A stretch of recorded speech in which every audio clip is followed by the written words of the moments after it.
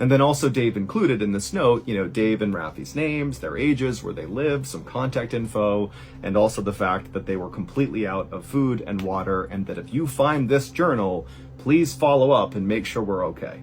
And so after leaving behind this journal at the campsite, Dave and Raffi set off to go to this road. But after walking for hours and hours up a kind of gradual incline, they reached what appeared to be this kind of third ridge, where up and above the ridge was this road.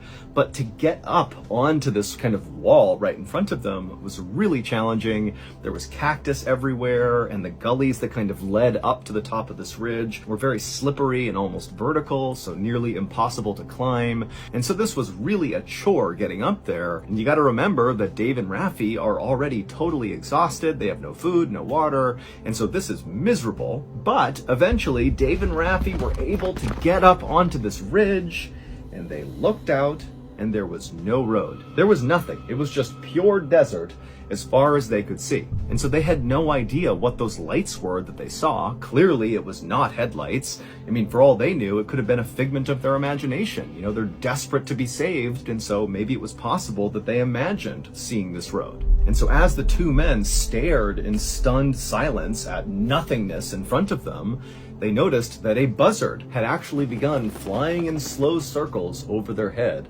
almost like it was just waiting for the two men to die so the buzzard could come down and eat them. Now, Dave was ready right then and there to head back to their campsite and just wait, but Raffi was insistent that they just keep on going because you never know, maybe there is a road just a little bit farther along.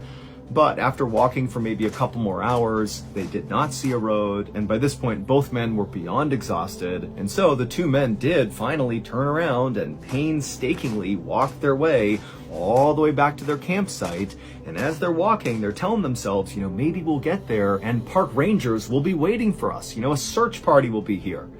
But when they got to their campsite, there was absolutely no sign that anybody had come to their campsite since they left.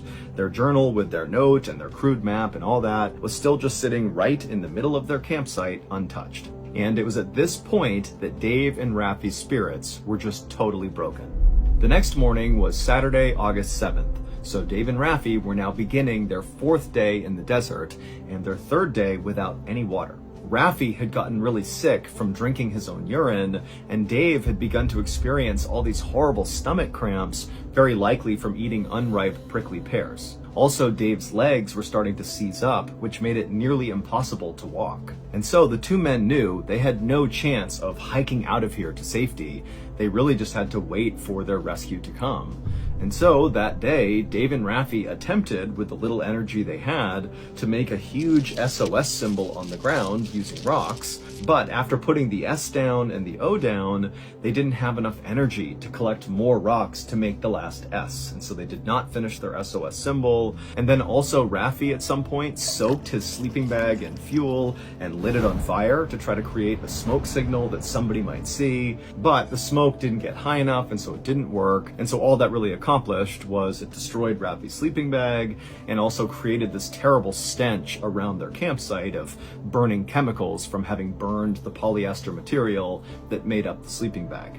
And so by that afternoon, when the sun was right over their head and beating down on them, Dave and Raffi just crawled inside of their tent and laid there in silence. And as they did, they noticed the stones underneath their tent felt kind of cool, and so they cut the bottom of the tent out and just laid directly on these loose rocks inside of their tent.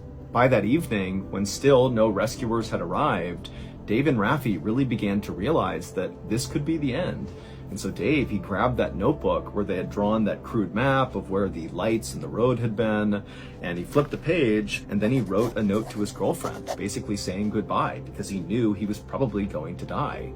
And then Raffi, he took the journal, and he did something similar, but also included that, he would not allow the buzzards to get them, that they would at least ensure their bodies were intact for their families to find. And then after writing these notes and tucking the journal away, Dave and Raffi crawled out of the tent because by now it's dark out, the sun's not out, it's a little bit cooler outside, and the two men, they sat down and they began having a fairly matter-of-fact conversation about the situation they were in. Both men were very emotional. At one point, Dave began screaming and crying just out of despair. But at the end of this conversation, the two men made a decision, an unthinkable one, that really would only ever be made in a situation like this. And so after both